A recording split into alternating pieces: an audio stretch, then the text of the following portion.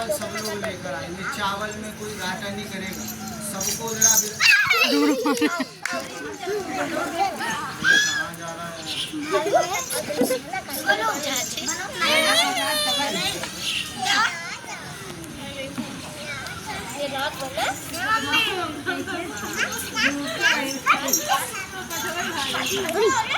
Cake का देख डरा तेरी के हुआ का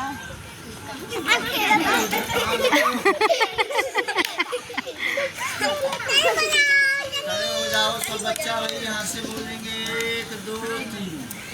सब बच्चे भाई जाना घर मकान, इनके खाने के लिए वही चावल सब लोग लेकर आना। जो बच्चा यहाँ रुक जाएगा उसी की टांग पकड़ देगा। फिर मक्के में वही बता रहे हैं बच्चे हो जाओ। और ये 2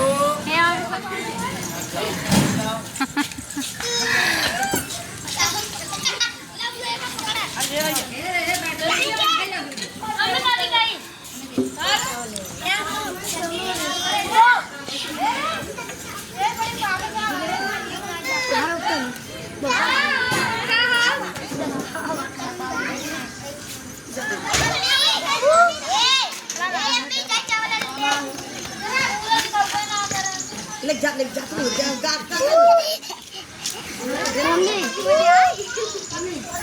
देखा भाई